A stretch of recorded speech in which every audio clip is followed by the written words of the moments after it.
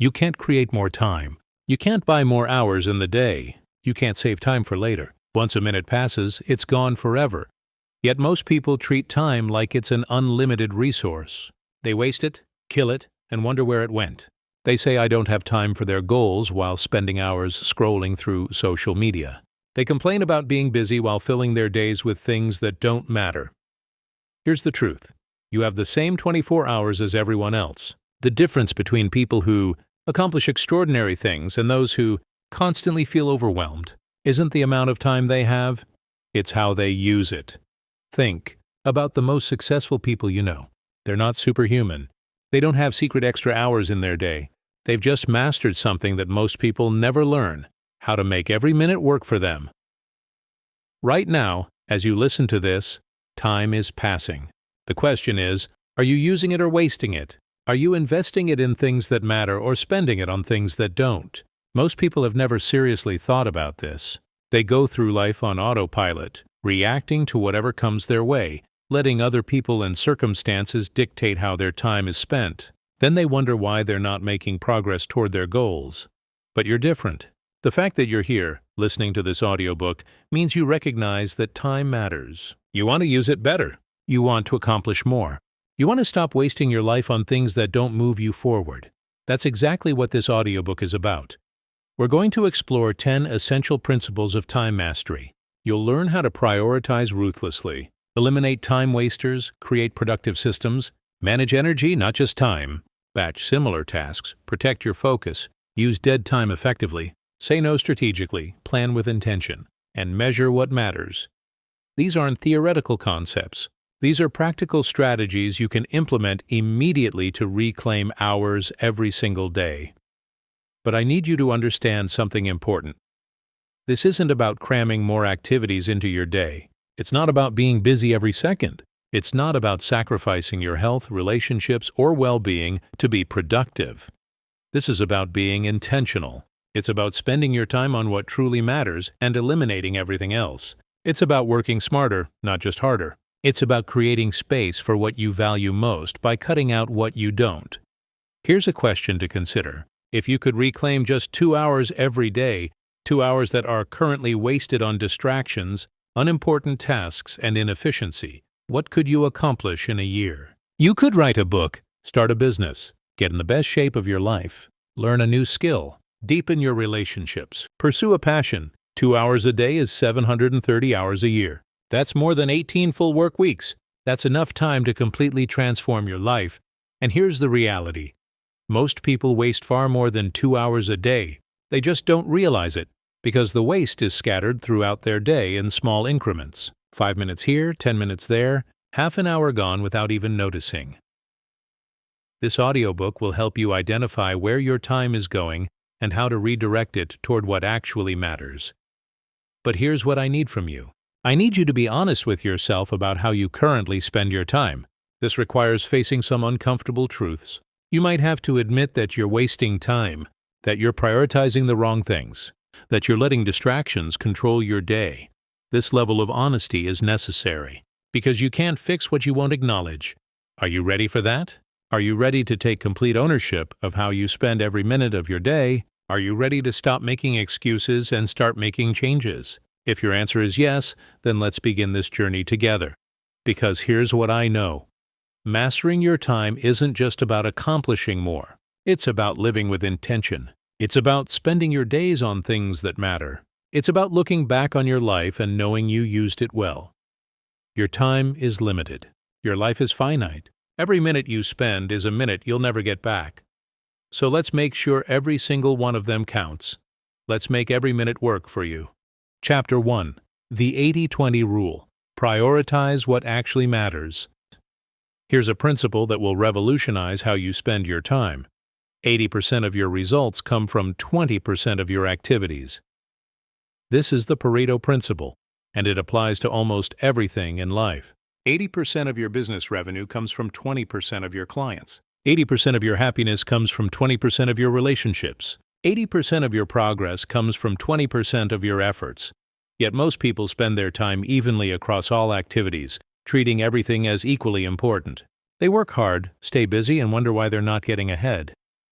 The problem isn't effort, it's focus. They're spending massive amounts of time on the 80% of activities that generate only 20% of results. Think about your current to-do list. If you're honest, most of those tasks don't really matter. They're filler. They make you feel productive without actually moving you toward your goals. Here's how to apply the 80-20 rule practically. First, identify your high-impact activities, the 20% that generate 80% of your results. In business, this might be acquiring new clients, developing strategic relationships, or creating your core product. In fitness, this might be compound exercises and consistent nutrition. In relationships, this might be quality one-on-one time. Make a list of everything you do in a typical week. Then ask yourself honestly, which of these activities directly contribute to my most important goals? Circle those. That's your 20%. Now look at everything else. That's your 80%, the activities that might feel necessary but don't actually create significant results. Your mission is to spend more time on the 20% and eliminate, delegate, or minimize the 80%. This requires ruthless prioritization. Most people struggle with this because they think everything is important. They say yes to everything, then wonder why they never make progress on what really matters. But here's the truth.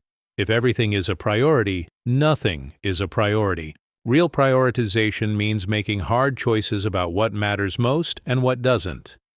Here's a powerful technique. The Ivy Lee method. At the end of each day, write down the 6 most important things you need to accomplish tomorrow. Rank them in order of importance. Tomorrow, start with task 1. Don't move to task 2 until task 1 is complete. Work through your list in order. This simple system forces you to identify what truly matters and ensures you tackle it first, not last. Another key aspect of the 80-20 rule. Not all hours are created equal. You have peak energy hours when you're sharp and focused. You have low energy hours when you're dragging.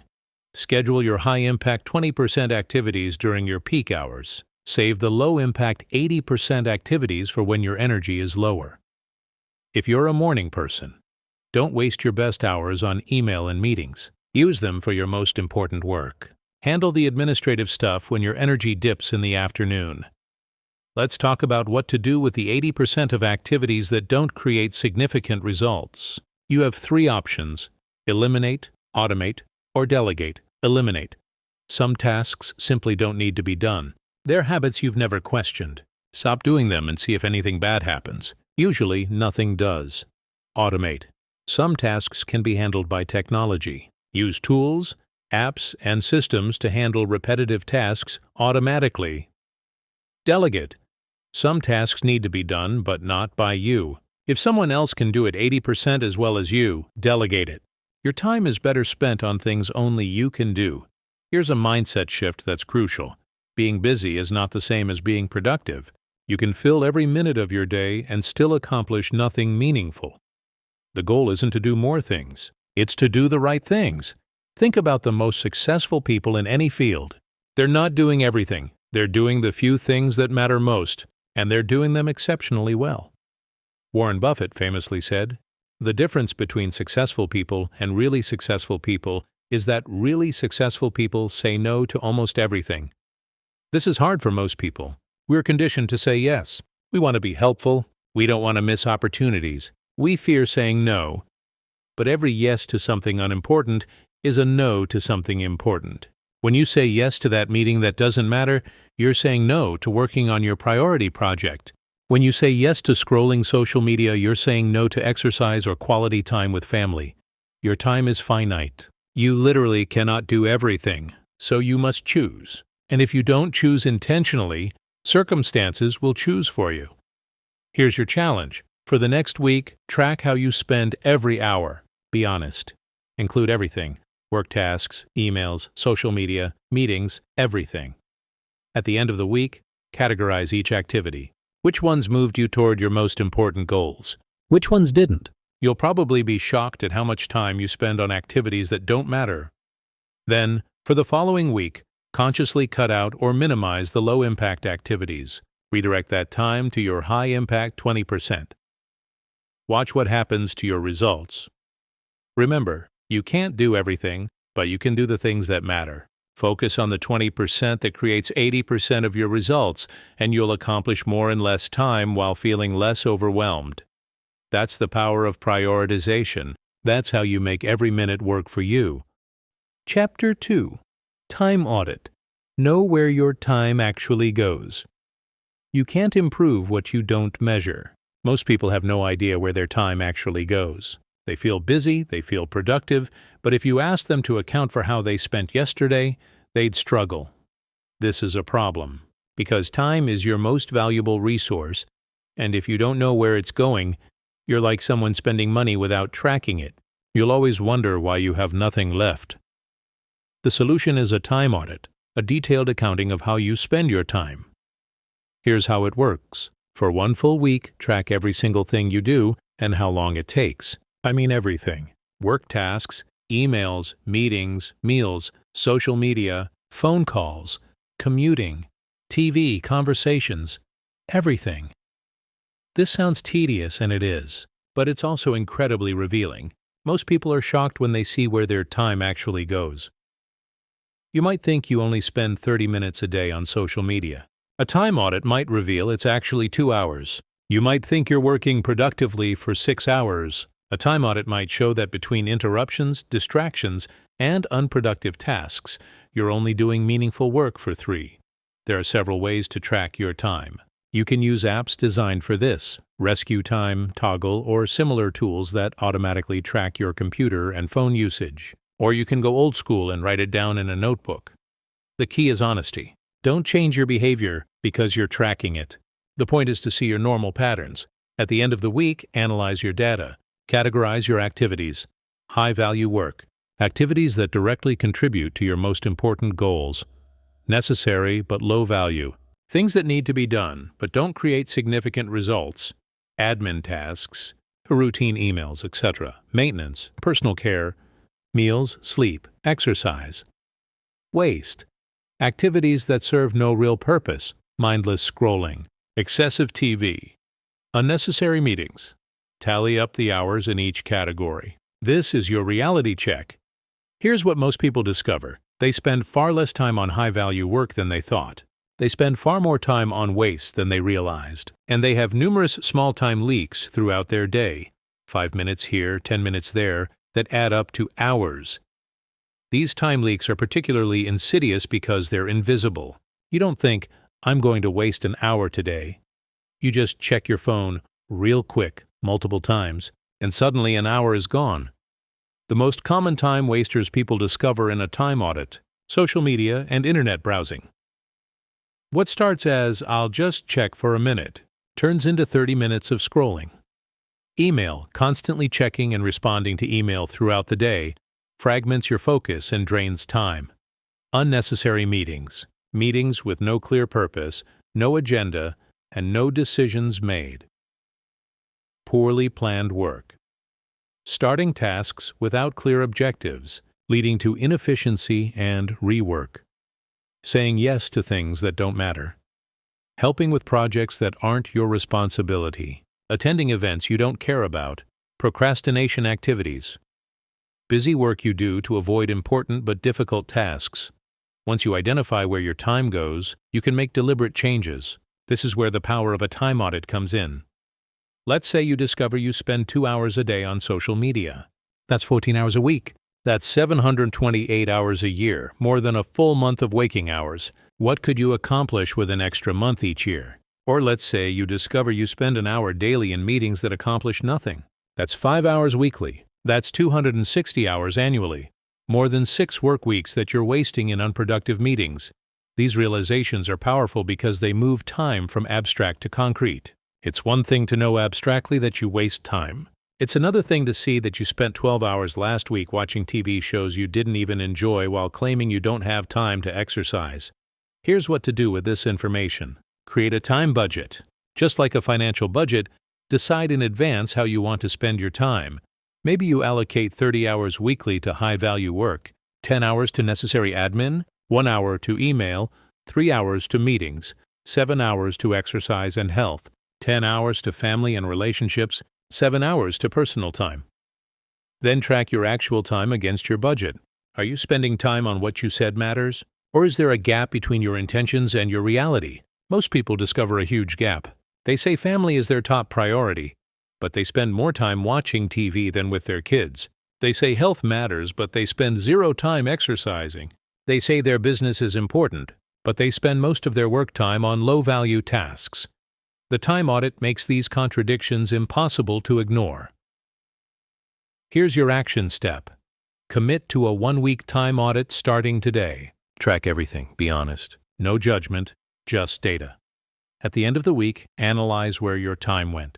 Identify your biggest time wasters. Calculate how much time you're spending on what truly matters versus what doesn't. Then make changes. Even reclaiming just 1 hour per day gives you 365 hours per year, 9 full work weeks, to invest in what matters. You can't manage what you don't measure. A time audit gives you the data you need to make every minute work for you. Chapter 3. Deep Work. The Power of Undistracted Focus. In a world of constant interruptions and endless distractions, the ability to focus deeply on cognitively demanding tasks has become rare, and because it's rare, it's valuable. Cal Newport calls this deep work. Professional activities performed in a state of distraction-free concentration that push your cognitive capabilities to their limit. This is where real value is created. This is where breakthrough work happens. This is where you make significant progress on important projects. Yet most people spend their days in what Newport calls shallow work, non-cognitively demanding, logistical-style tasks performed while distracted. Emails, meetings, administrative tasks, reacting to messages. Shallow work is necessary, but it doesn't create significant value. Deep work does. The problem is that deep work is hard, and shallow work is easy. So people default to shallow work and wonder why they're not accomplishing anything important. Here's the reality. If you work 8 hours a day but never engage in deep work, you're producing far less value than someone who does 3 hours of deep work and nothing else. Quality of work. Time spent X. Intensity of focus. You can spend 8 hours half-focused on a project, constantly interrupted, frequently distracted, or you can spend 2 hours fully focused with 0 interruptions. The 2 hours of deep work will produce better results. So how do you practice deep work? First, you need to create the conditions for it. Eliminate distractions. Turn off notifications. Put your phone in another room. Close unnecessary tabs. Use website blockers if needed. Tell people you're unavailable. Every notification, every quick check of email or social media fragments your attention. It takes an average of 23 minutes to regain full focus after an interruption. If you're getting interrupted every 10 minutes, you never actually achieve focus. Schedule deep work blocks. Don't leave deep work to chance. It won't happen accidentally. Schedule specific blocks of time at minimum 90 minutes, ideally 2-4 hours, for deep work. Protect these blocks fiercely. Treat them like important meetings that cannot be moved. Because they are important meetings with your most valuable work. Create rituals around deep work. Your brain needs signals that it's time to focus deeply. Create a ritual that prepares you for deep work. Maybe it's making coffee, cleaning your desk, and putting on specific music. Maybe it's a walk followed by sitting in a specific chair. The ritual doesn't matter. The consistency does. Work at your peak time. Deep work requires high cognitive energy. Schedule it during your peak hours, not when you're already tired. If you're sharpest in the morning, don't waste that time on email. Use it for your most important, cognitively demanding work. Start small and build. If you're not used to deep work, you can't suddenly do 4 hours of it. Your brain needs training. Start with 30-minute blocks. Work up to 60 minutes, then 90, then longer. Like physical exercise, you build the capacity over time. Take real breaks. Deep work is mentally exhausting. You can't sustain it for 8 hours straight. That's okay. Do a deep work block, then take a real break. Walk, stretch, do something completely different. Then do another block. 3 or 4 deep work blocks in a day is exceptional productivity. Track your deep work hours. At the end of each day, note how many hours you spent in deep work. This creates accountability and helps you see patterns. Most people will be shocked at how little deep work they currently do. 2 hours per day is excellent for most people. 4 hours is exceptional. Let me address a common objection. I can't do deep work because my job requires constant availability. Really? Or have you just trained people to expect instant responses? Have you created a culture where you're always available because you've never set boundaries? For most people, very few things actually require immediate response.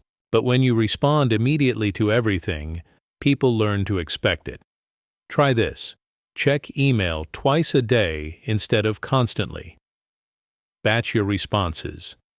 Set expectations that you'll respond within 24 hours, not 24 minutes. Most people will find that nothing catastrophic happens. In fact, the quality of their communications improves because they're responding thoughtfully instead of reactively. Another objection. My work is meetings and collaboration. I can't do deep work. Even if your role is collaborative, you need time to prepare, analyze, strategize, and create. That requires deep work. Block time for it. Make it non-negotiable. Even 2 hours a day of deep work will dramatically improve your output and value. Here's why deep work matters so much. We're moving to an economy that values cognitive work. Thinking, creating, solving complex problems. These activities require deep work. The people who can do deep work consistently will thrive. The people who can't will struggle no matter how many hours they work. Shallow work makes you busy. Deep work makes you valuable. Here's your challenge. Identify your most important project, the one that will create the most value. Schedule one 90-minute deep work block for it in the next 3 days. During that block, eliminate all distractions. Focus completely on that one thing. Experience what it feels like to work with true focus. Then gradually increase your deep work capacity. Make it a regular part of your schedule. This one habit, consistent deep work, will do more to make your time valuable than almost anything else. Because focused time isn't just more productive than distracted time. It's exponentially more productive. Master deep work, and you'll accomplish in hours what others struggle to achieve in days. Chapter 4. Energy Management. Your time is only as good as your energy. You can have all the time in the world, but if you have no energy, that time is worthless. You can't think clearly when you're exhausted. You can't create when you're depleted. You can't solve problems when your brain is foggy. Yet most time management advice focuses solely on time without considering energy. This is a fundamental mistake. Time management is really energy management. The question isn't just, do I have time? It's, do I have the energy to use that time effectively? Think about it. You've probably experienced days where you had plenty of time but accomplished nothing because you were tired, stressed, or unmotivated. And you've probably experienced times when you had limited time but high energy and got more done in an hour than you usually do in a day. The difference? Energy. So how do you manage your energy? First, understand that you have different types of energy: physical, mental, emotional, and spiritual. Physical energy is your bodily energy. It comes from sleep, nutrition, and exercise. Mental energy is your cognitive capacity. It's your ability to think, focus, and solve problems.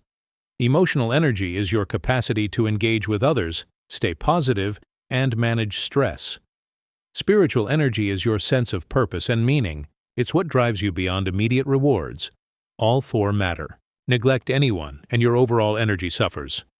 Let's start with physical energy.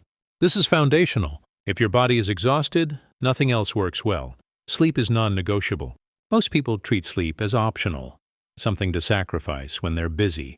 This is backwards. Sleep is when your body recovers and your brain consolidates learning. Skimp on sleep and you're dramatically less productive during your waking hours. Aim for 7 to 9 hours. Protect your sleep like you protect important meetings. Go to bed at a consistent time. Create a wind-down routine. Make your bedroom conducive to sleep. Nutrition affects energy dramatically. When you eat high-sugar, high-processed foods, you get energy spikes and crashes. You're productive for 20 minutes, then foggy for 2 hours. Eat for sustained energy. Focus on protein, healthy fats, and complex carbs. Stay hydrated. Don't skip meals, especially breakfast. Exercise creates energy, even though it uses energy in the moment. People who exercise regularly have more energy throughout the day than sedentary people. You don't need hours. Even 20-30 minutes of movement makes a difference. Walk, lift weights, do yoga. Whatever you enjoy enough to do consistently. Now let's talk about mental energy. Your brain can only focus intensely for limited periods. Try to power through for 8 hours straight, and you'll be unproductive for most of it. Instead, work in focused blocks with breaks in between. The Pomodoro technique, 25 minutes of focused work followed by a 5-minute break, works well for many people. After every 90-120 minutes of focused work, take a longer break. Walk, stretch, do something completely different. This allows your mental energy to recover. Also, protect your mental energy by limiting decisions. Every decision uses mental energy. This is why highly successful people often wear similar clothes every day. They're eliminating unnecessary decisions. To preserve mental energy for important ones, create systems and routines for regular tasks so you don't have to think about them. Save your mental energy for work that actually requires thinking. Emotional energy is often overlooked, but it's crucial. If you're stressed, anxious, or dealing with emotional turmoil, your productivity plummets. Manage stress through practices like meditation, journaling, or talking with someone you trust. Don't let emotional issues fester. They drain energy constantly. Set boundaries. Learn to say no. Protect yourself from energy vampires, people who drain your energy without giving anything back.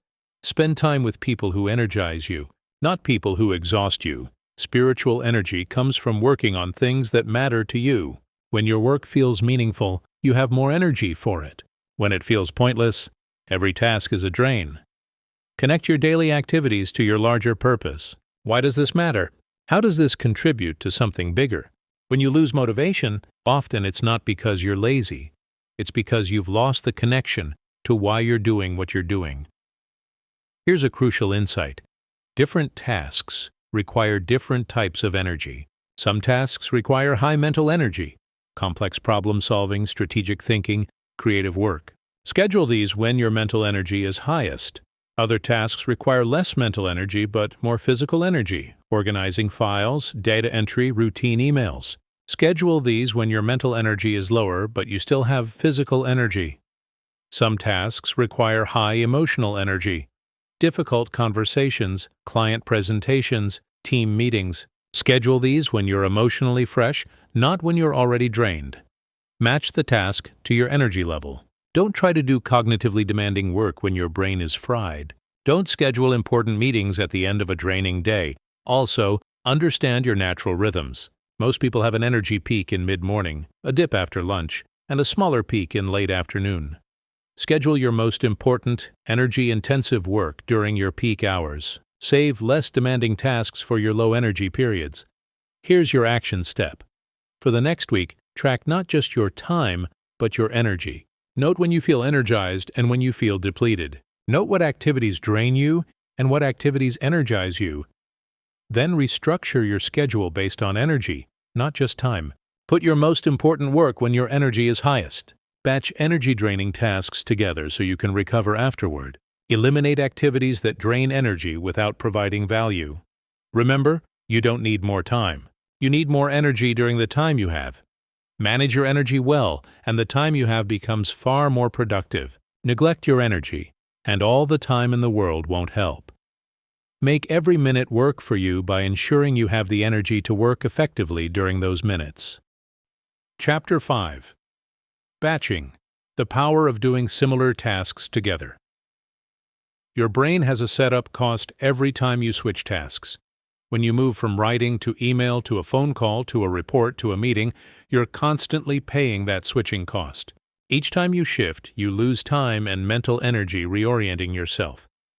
This is called context switching, and it's one of the biggest productivity killers. The solution is batching.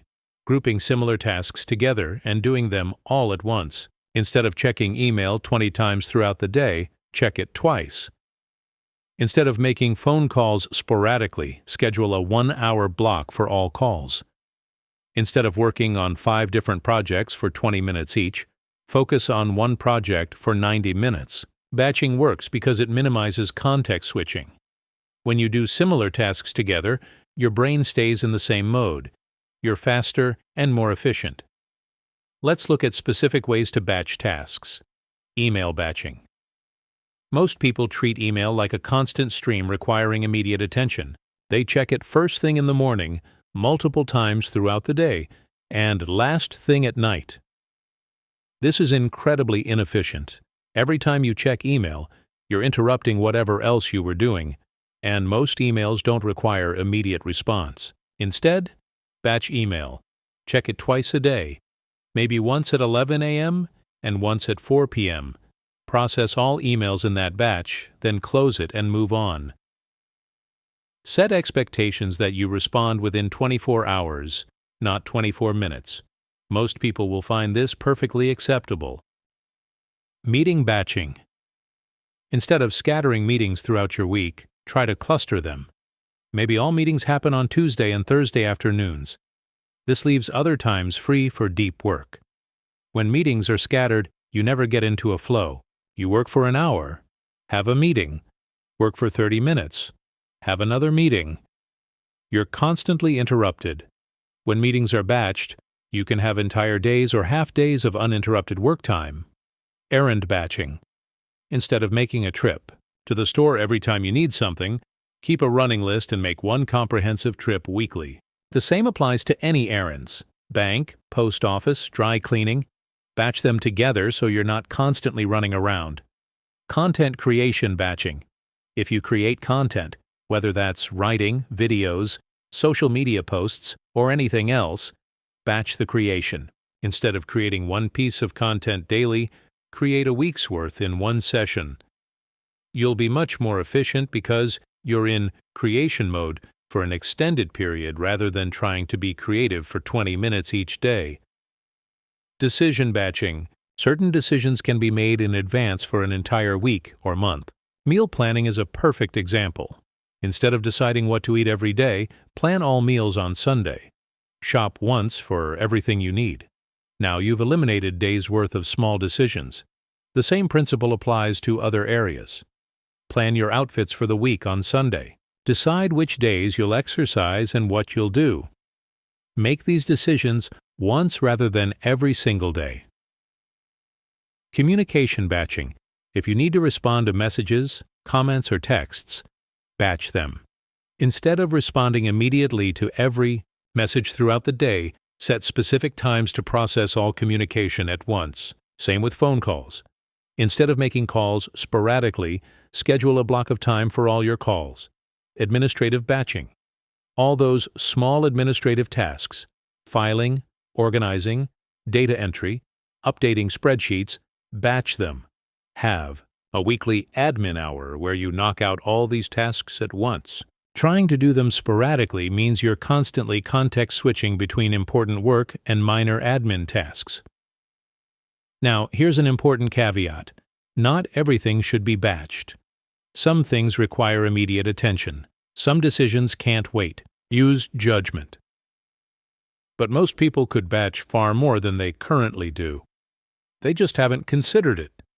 Here's why batching is so powerful. It creates focus. When you're in email mode, you're just processing email, not trying to write a report at the same time. When you're in creative mode, you're just creating, not also answering calls and checking messages. This focused attention makes you both faster and better at each task. Batching also reveals how much time you're actually spending on different activities. When you batch email into 2 30-minute sessions, you realize you're spending an hour daily on email. That's concrete information you can use to make decisions. If you're checking email sporadically all day, you have no idea how much time you're actually spending on it. It feels like nothing, but it might be 2 or 3 hours. Here's your action step.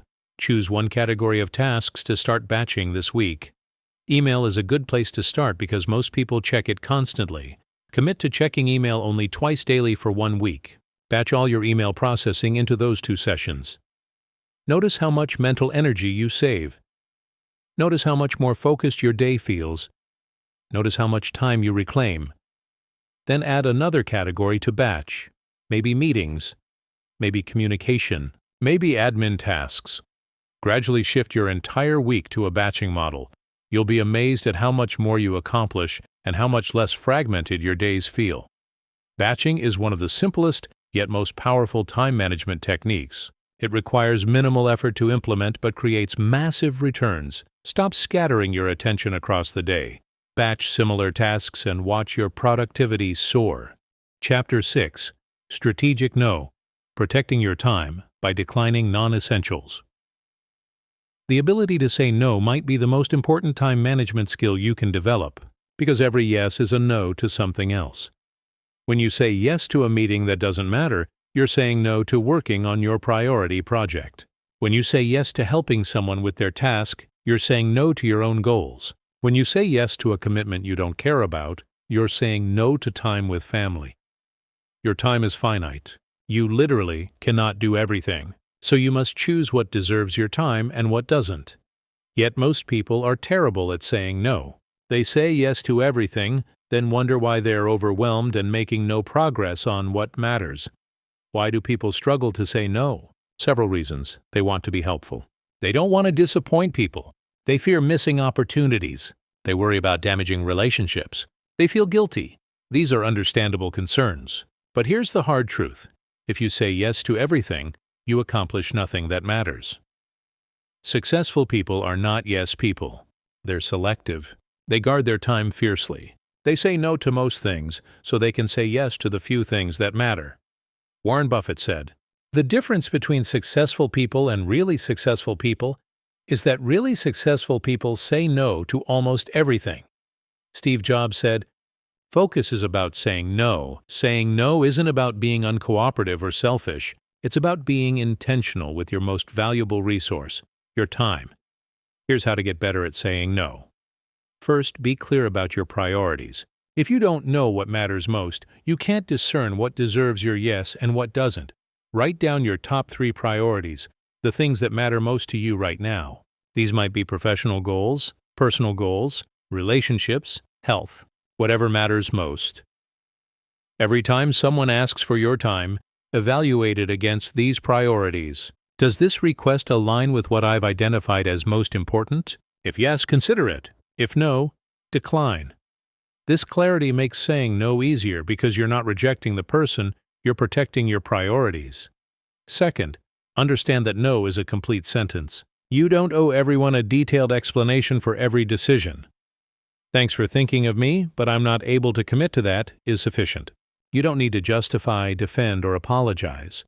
Over-explaining makes it seem like you're looking for permission or like your reasons aren't valid. Your time is yours to allocate. You don't need anyone's approval. Third, practice saying no without guilt. Guilt is what makes people say yes when they should say no. But consider, if you say yes out of guilt, you're giving resentful, half-hearted effort. Is that really better than a polite no? Your guilt doesn't serve anyone. It doesn't help them. They get mediocre effort from someone who doesn't want to be there. And it doesn't help you. You're spending time on something you don't care about. A clear no is better for everyone than a guilty yes. Fourth, offer alternatives when appropriate. If you genuinely can't help but want to, you can suggest alternatives. "I can't take that on, but have you considered asking Sarah? She might be perfect for this." Or, "I can't commit to the whole project, but I could spend 30 minutes advising you on the strategy." This shows you're not just blowing them off, you're being helpful within your boundaries. Fifth, delay your yes. Many people say yes immediately out of reflex, then regret it. Practice saying, "Let me check my schedule and get back to you." This gives you time to actually consider whether this aligns with your priorities. Often, in that delay, you realize you should say no. The immediate pressure to say yes dissipates, and you can make a thoughtful decision. Sixth, create default policies. Instead of evaluating every request individually, Create general policies. I don't take meetings on Mondays. That's my focus day. I don't do phone calls after 6 p.m. That's family time. I don't serve on committees. I'm focusing on my core projects. Policies make it easier to say no because you're not making exceptions for anyone. It's just your policy. 7th, be willing to disappoint people. This is hard but necessary. You cannot please everyone and accomplish your goals. At some point, you have to choose. Either you disappoint others sometimes, or you disappoint yourself constantly. Most people choose the latter. They say yes to everyone else and no to themselves. Then they wonder why their own goals never get achieved. Choose yourself sometimes. It's not selfish. It's necessary. Here's a framework for deciding what to say yes to. Does this align with my top priorities? Will I be glad I did this in a year? Am I saying yes because I want to or because I feel obligated? What am I giving up to say yes to this? If you can't answer these positively, say no. Remember, every yes has an opportunity cost. When you say yes to one thing, you're giving up time you could spend on something else. Make sure you're making that trade consciously. Here's your challenge. This week, practice saying no. Look for opportunities to decline requests that don't align with your priorities. Start small if needed. Say no to a meeting. No to helping with a project that isn't yours. No to an event you don't want to attend. Notice that the world doesn't end. Notice that most people accept your no without issue. Notice how much time you reclaim, then gradually expand your ability to say no. Guard your time fiercely. Decline things that don't serve your priorities. This will feel uncomfortable at first. That's okay. Discomfort is how you know you're growing. Saying no strategically is how you make every minute work for you. Because when you stop spending time on what doesn't matter, you finally have time for what does. Chapter 7. Planning. The 5-minute habit that saves hours. Most people start their day with no plan. They open their laptop or arrive at work and think, "What should I do?" They react to whatever comes their way. Emails, messages, interruptions. And at the end of the day, they wonder where the time went. This is like starting a road trip with no destination or map. You'll end up somewhere, but probably not where you want to be. The solution is simple. Plan your day before it starts. Just 5 minutes of planning can save you hours of wasted time. Here's why. When you plan, you're making decisions about priorities when your mind is clear. You're thinking strategically about what matters most, not just reacting to whatever seems urgent in the moment. Without a plan, you default to easy tasks rather than important tasks. You respond to emails instead of working on your priority project. You handle small requests instead of focusing on strategic work. With a plan, you start the day knowing exactly what needs to happen. You don't waste time deciding. You don't get pulled in random directions. You execute. Here's how to plan effectively. Plan the night before, not the morning of. This is crucial. If you wait until morning to plan, you've already lost mental energy to decision-making before you've accomplished anything. Plan the night before, and you wake up knowing exactly what your day looks like. You can start immediately with your most important work. Also, planning the night before allows your subconscious to process overnight. You'll often wake up with insights or solutions to problems you're working on. Keep your plan simple. You don't need a complex system. Just write down the top 3 things that absolutely must get done tomorrow, not 10 things, not 20. 3. If you accomplish these 3 things, tomorrow is a success regardless of what else happens. This forces you to identify what truly matters. Most people's to-do lists have 20 items, which means nothing is actually a priority. 3 items create clarity and focus. After your top 3, you can list some secondary tasks, things that would be good to do if you have time but aren't critical. But the top 3 are non-negotiable. These happen no matter what. Time block your plan. Don't just list tasks, decide when you'll do them. Write report is vague. Write report from 9:11 a.m. is specific. You've allocated time, protected focus, and removed the need to decide when you'll do it. Time blocking prevents tasks from expanding to fill all available time. When you allocate 2 hours for something, you work to finish in 2 hours. When you don't allocate time, it can drag on indefinitely. Also, time blocking helps you see if your plan is realistic. If your time-blocked plan requires 14 hours and you only have 8, you know immediately that you need to adjust priorities. Review your calendar. Part of planning is checking what's already scheduled. Meetings, appointments, commitments. If you have 3 hours of meetings tomorrow, you can't plan 6 hours of focused work. Be realistic about available time. Also, this review lets you question whether scheduled commitments still make sense. Do you really need to attend that meeting? Can it be canceled or delegated? Include buffers. Don't pack your schedule so tightly that any deviation ruins everything. Include buffer time between tasks and blocks for handling unexpected issues. Things always take longer than expected. Interruptions happen. Emergencies arise. If your plan has no flexibility, it will fail. A good rule: plan for 60–70% of your available time. Leave 30–40% for buffers, interruptions, and tasks that run long. Plan for energy, not just time. Remember energy management? Factor it into your planning. Schedule your most cognitively demanding work during your peak energy hours. Schedule lower energy tasks during your energy dips. If you're a morning person, don't schedule administrative tasks for 9 a.m. That's when you should do your most important work. Do a weekly review. Daily planning is important, but you also need weekly planning. Once a week, step back and look at the bigger picture. What are your priorities for this week? What must get done? What meetings are scheduled? What can be delegated or eliminated? This weekly review ensures your daily plans align with your larger goals. Without it, you might execute your daily plans perfectly, but still not move forward on what matters most. Track what you actually do. At the end of each day, quickly review. Did you complete your top 3? If not, why not? What got in the way? This creates accountability and helps you identify patterns. Maybe you constantly underestimate how long tasks take. Maybe certain types of interruptions always derail you. Maybe you consistently plan too much. Tracking helps you improve your planning over time. Adjust as needed. Plans are not rigid commandments. They're guides. If something urgent and important comes up, adjust. But here's key: only adjust for things that are truly urgent and important. Most interruptions aren't. Most requests can wait. Don't abandon your plan at the first distraction. Protect it. Only adjust when genuinely necessary. Here's what happens when you plan consistently. You accomplish more because you're working on the right things. You feel less stressed because you know what needs to happen.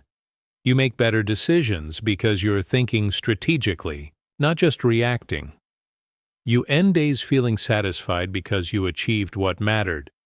You stop wasting time wondering what to do or switching between tasks randomly. Here's your action step. Tonight, before you go to bed, spend 5 minutes planning tomorrow. Write down your top 3 priorities. Time block when you'll work on them.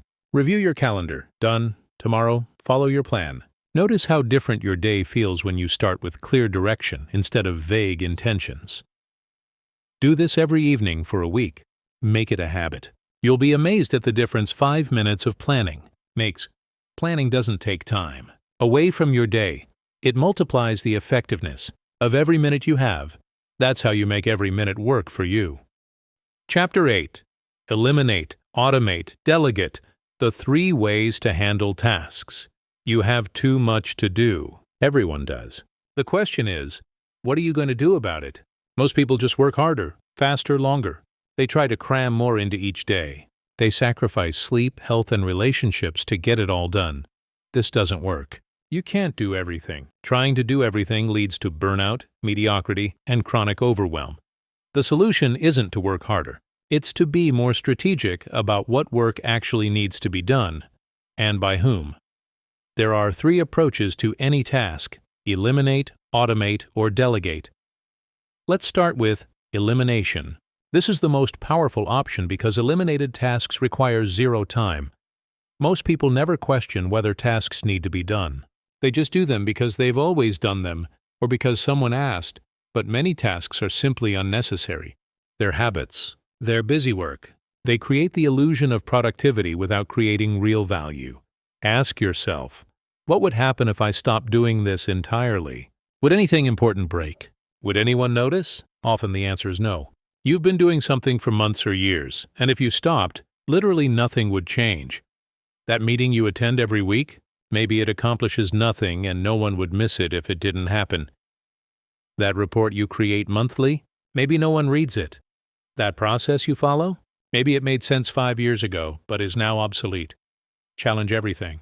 If a task doesn't create clear value, stop doing it. See what happens. Usually, nothing bad happens, and you've just reclaimed hours. The next option is automation. If a task needs to be done but doesn't require human judgment, automate it.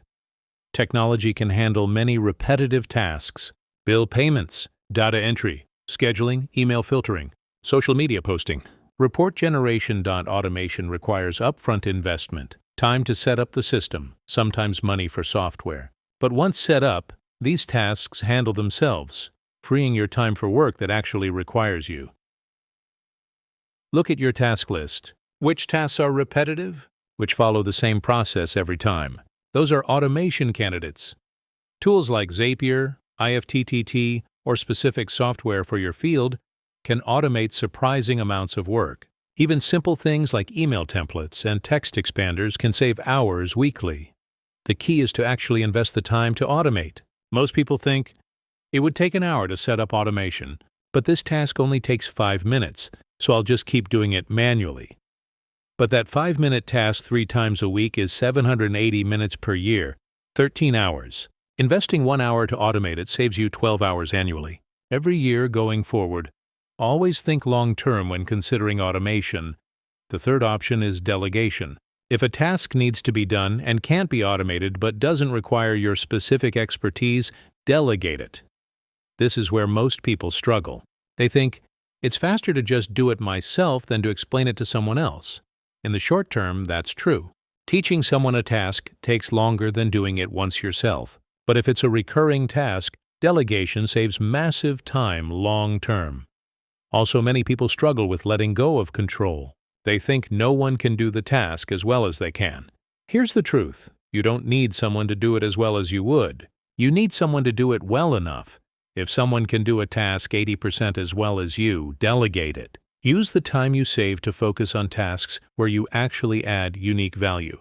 Your time has a certain value. If you're spending it on tasks that someone else could do cheaper, you're wasting money and opportunity. A business owner earning $200 an hour who spends time on 20-hour work is losing $180 per hour. Even if they have to pay someone to do that work, they're still way ahead. What can you delegate? In business, administrative tasks, data entry, scheduling, email management, social media, bookkeeping, research. In personal life, cleaning, meal prep, yard work, errands, grocery shopping. The key is to actually delegate effectively. Don't just dump tasks on someone with no explanation. That creates poor results and frustration. When delegating, explain clearly what needs to be done and why. Provide context about quality standards and deadlines. Give them the authority to make decisions within parameters. Check in initially to ensure understanding, then step back. Accept that they'll do it differently than you would. That's okay. Document processes for tasks you delegate frequently. This makes it easier to hand off and easier for the person to execute consistently. One powerful form of delegation: buying time. Can you pay someone to do tasks you hate or that don't use your skills? Even if money is tight, often buying back just a few hours weekly is worth the investment. Those hours redirect to income-generating activities or critical personal priorities often pay for themselves. Here's the framework. For every task, ask, does this need to be done at all? If no, eliminate. Can this be automated? If yes, automate. Must I personally do this? If no, delegate. If I must do it, is there a faster, easier way? Go through your current task list with this framework. You'll probably find that 30 to 50% of what you're currently doing falls into one of these categories. Here's your action step. Make a list of everything you did last week. Every task, meeting, email thread, project, everything. Go through each item and categorize. Eliminate. This didn't need to happen. Automate. This could be automated. Delegate. This could be done by someone else. Do. This required me specifically for items in the first 3 categories. Make a plan. What will you stop doing? What will you automate? What will you delegate? Then actually execute that plan. Stop doing tasks that don't matter. Set up automation. Hand things off to others. This one exercise can reclaim 5-10 hours per week.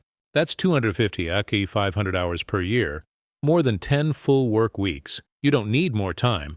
You need to stop doing things that waste the time you have. Eliminate, automate, delegate. These 3 strategies make every minute work harder for you. Chapter 9. Protecting Focus. Creating an environment for deep work. Your environment shapes your behavior. If your environment is full of distractions, you'll be distracted. If it's designed for focus, you'll focus. Most people try to overcome a distracting environment through willpower. This doesn't work. Willpower is finite. Your environment is constant. The solution is to design an environment that makes focus the default and distraction difficult. Let's start with your physical workspace. Is it conducive to focused work, or is it full of distractions? Clear your desk. A cluttered space creates mental clutter. When your desk is covered with papers, books, random objects, and old coffee cups, your brain is subconsciously processing all of it. Keep only what you need for your current task on your desk. Everything else should be put away. This simple change dramatically improves focus. When your workspace is clear, your mind is clearer. Control what's in your field of vision. If you can see your phone, you'll check it. If you can see a TV, you'll be tempted to turn it on. If you can see clutter or personal items, your mind will wander. Face a blank wall or window with a boring view. Remove visual distractions. This sounds extreme, but it works. Your eyes are constantly scanning, and every interesting object pulls a tiny bit of attention. Eliminate the competition for your attention. Manage noise. Some people focus best in silence. Others need background noise. Figure out what works for you. If you need quiet, use noise-canceling headphones or work in a quiet space. If you need sound, use white noise, nature sounds, or instrumental music. The key is consistency. If you always work with the same audio environment, your brain learns to associate that sound with focus. It becomes a trigger. Control temperature and lighting. You can't focus if you're too hot, too cold, or straining your eyes. Good lighting, ideally natural light, improves alertness and reduces eye strain. Proper temperature keeps you comfortable without thinking about it. These seem like small details, but they matter. Discomfort is distracting. Now let's talk about digital environment. This is where most people's focus dies. Turn off all notifications. Every ping, buzz, and pop-up fragments your attention. You might think you're just glancing at a notification, but it takes 23 minutes on average to regain full focus after an interruption. Turn off email notifications, messaging app notifications, social media notifications, news alerts, all of it. Check these things when you choose to, not when they demand your attention. Use website blockers during focus time. Apps like Freedom, Cold Turkey, or Focus can block distracting websites entirely during work blocks. Can't check social media if it's blocked. Can't waste time on news sites if they don't load. This removes the temptation. You can't rely on willpower when distraction is one click away. Remove the option. Close unnecessary tabs and apps. Every open tab is a potential distraction. Every app running in the background is calling for your attention. When you sit down to work, close everything except what you need for that specific task. One document, one research tab. That's it. Put your phone in another room. Not just face down on your desk, not in your pocket. In another room entirely. If your phone is nearby, you'll check it. It's automatic, even if you don't consciously decide to check it. Your hand will reach for it during any moment of difficulty or boredom. Physical distance creates the friction you need to break the habit. Use a second device for focus work. If possible, have one device for communication and browsing, your phone, a tablet, and another device exclusively for deep work, a laptop. Keep the work device free of social media, messaging apps, and entertainment. It's a tool for work only. This separation reinforces the behavioral boundary. When you're on that device, you're working. Period. Create focus rituals. Your brain needs signals that it's time to focus deeply. Develop a consistent ritual that you do before deep work sessions. Maybe it's making coffee, cleaning your desk, putting on headphones, and opening your document. Do this sequence consistently, and eventually just starting the ritual puts you in focus mode. Your brain learns the pattern. Work in focused blocks with clear start and end times. Knowing I'm focusing from 9 to 11 is more motivating than I should focus sometime today. Set a timer. Commit to focused work until the timer goes off. No checking email, no browsing, no responding to messages. Just work. When the timer goes off, take a real break. Stretch, walk, get water. Then decide if you're doing another focus block or moving to something else. Communicate your boundaries. If you work with others, let them know when you're in focus time and unavailable. I'm in deep work from 9/11. I'll respond to messages after that. Most people will respect this if you're clear about it. What they won't respect is invisible, unspoken boundaries. Create a shutdown ritual. At the end of your workday, have a ritual that signals you're done. Maybe you review tomorrow's plan. Close all apps, clear your desk, and say, "Workday complete." This helps your brain shift out of work mode. Without a clear shutdown, work thoughts follow you all evening, preventing recovery. Here's the reality. Focus is not natural in the modern world. We're surrounded by engineered distractions competing for our attention. You can't just wish for more focus. You have to systematically design an environment that makes focus possible and makes distraction difficult. Here's your action step. This week, implement 3 changes to your environment to support focus. Maybe it's clearing your desk, blocking distracting websites, and putting your phone in another room during work blocks. Choose 3 changes that will make the biggest difference. Implement them. Stick with them for a week.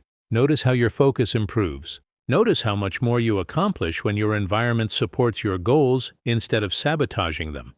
Your environment is either working for you or against you. Make it work for you. Chapter 10. Measuring what matters. Track to improve.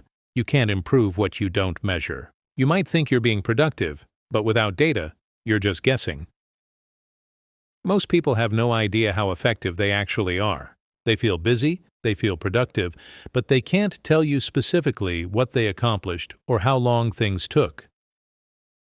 This is a problem, because without measurement you can't improve. You don't know what's working and what isn't. You don't know if changes you make have positive effects. The solution is to measure what matters. Not everything, that's overwhelming. Just a few key metrics that tell you if you're using your time effectively. Let's start with output metrics. What results are you actually producing? In work, this might be projects completed, deals closed, articles written, sales made, clients served. Whatever your main output is, track it. Not just, "I worked on projects," but "I completed 3 projects this week." Concrete numbers are powerful. They show actual progress. They remove the ambiguity of, "I feel like I'm getting stuff done." You might discover you're completing fewer projects than you thought, or more. But either way, now you know. Track your deep work hours. Remember, deep work is focused, cognitively demanding work on important tasks. At the end of each day, note how many hours you spent in deep work. Be honest, checking email doesn't count. Attending meetings doesn't count. Only focused work on important projects. Most people are shocked to discover they average less than 2 hours of deep work daily. They think they're working 8 hours, but only 2 are actually productive. Once you measure this, you can set goals to increase it. Maybe you aim for 3 hours daily, then 4. You track progress. What gets measured gets improved. Track your time wasters. Remember the time audit from Chapter 2? Do periodic audits and specifically track your biggest time wasters. How much time are you spending on social media? Email, unnecessary meetings? Interruptions? Quantify it. "I spent 90 minutes on social media today" is more impactful than vaguely knowing you wasted time. When you see the numbers, you're motivated to change. Track your energy. Not just time, but how you feel. Rate your energy level at different times of day on a scale of 1-10. After a few weeks, patterns emerge. You'll see clearly when your peak energy hours are and when you consistently dip. Use this data to schedule important work during peak hours and less. Demanding tasks during low-energy times. Track task completion rates. At the end of each day, did you complete your top 3 priorities? Track yes or no. If you're consistently not completing your priorities, that's data. Maybe you're planning too much. Maybe interruptions are derailing you. Maybe you're not protecting focus time. The tracking helps you identify the problem so you can solve it.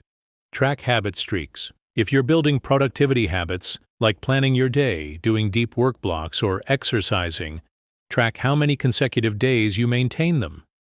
Streaks are motivating. Once you have a 10-day streak, you don't want to break it. This creates momentum. Now here's important. Don't track too many things. Pick 3 to 5 metrics maximum. More than that becomes overwhelming and you'll quit tracking entirely. Choose metrics that actually matter to your goals. If writing is your priority, track words written. If fitness matters, track workouts completed. If business growth matters, track revenue or client acquisition. Don't track vanity metrics that make you feel good but don't actually indicate progress. Use simple tracking methods. You don't need complex systems. A notebook works. A simple spreadsheet works. An app works if you'll actually use it. The best tracking system is the one you'll consistently use. Simple beats sophisticated if sophisticated means you won't do it. Review your metrics weekly. Don't just track and ignore. Actually look at the data regularly. At the end of each week, review. What worked well this week? Where did I improve? Where did I fall short? What needs to change? This regular review helps you spot patterns and adjust quickly. Use the data to make decisions. The point of tracking isn't just to have numbers, it's to improve. If you're tracking deep work hours and you're averaging 90 minutes daily, set a goal to increase to 2 hours. Experiment with different strategies. Measure if they work. If you're tracking task completion and you're only hitting your priorities 3 days per week, analyze why. What's interfering? How can you protect that time better? Data removes guessing. You make decisions based on what's actually happening, not what you think is happening. Here's a powerful question to ask regularly. Is how I'm spending my time aligned with my priorities? Track time spent on different categories: work priorities, low-value work, personal time, family, health.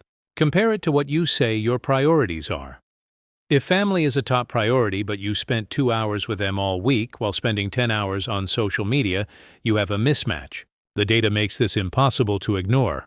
One warning: don't let tracking become another time waster. If you're spending 30 minutes a day tracking, you've defeated the purpose. Keep it simple. 2 to 3 minutes at the end of each day to jot down key metrics. 5 to 10 minutes weekly to review. That's it. Also, don't beat yourself up over the data. It's information, not judgment. If the numbers aren't what you want, that's okay. Now you know what needs to improve. Tracking is a tool for growth, not a report card for self-criticism. Here's your action step. Choose 3 metrics to track starting today. Maybe it's deep work hours, task completion rate, and time spent on your top priority. Create a simple tracking method: a note on your phone, a spreadsheet, a notebook. At the end of each day this week, spend 2 minutes recording your metrics. At the end of the week, review. What do the numbers tell you? What surprises you? What needs to change? Then use that information to adjust your approach. This simple habit of measuring what matters will transform your productivity, because you'll actually know what's working. You'll stop guessing and start improving based on data. What gets measured gets managed. Measure what matters and watch your effectiveness soar. You have 168 hours each week. That's it. Not 169, not 170, exactly 168 hours. Everyone has the same amount. The difference between people who accomplish extraordinary things and those who constantly feel overwhelmed isn't the time they have. It's how they use it. You've learned 10 principles in this audiobook. The 80-20 rule, focusing on the vital few instead of the trivial many. Time auditing, actually knowing where your time goes. Deep work, the power of undistracted focus, energy. Management, making sure your time is backed by energy. Batching, grouping, similar tasks to minimize context switching. Strategic, know protecting your time by declining. Non-essentials planning, the 5-minute habit that saves. Hours on eliminate, automate, delegate. The 3 ways to handle tasks. Protecting focus, creating an environment for deep work. Measuring what matters, tracking to improve. These aren't just concepts to understand, they're practices to implement. But here's what I know about people. Most will finish this audiobook inspired and motivated. They'll nod along, agree with everything, and think, I should really do that. Then they'll go back to exactly how they were before. Nothing will change. They'll waste time the same way they always have. Don't be that person.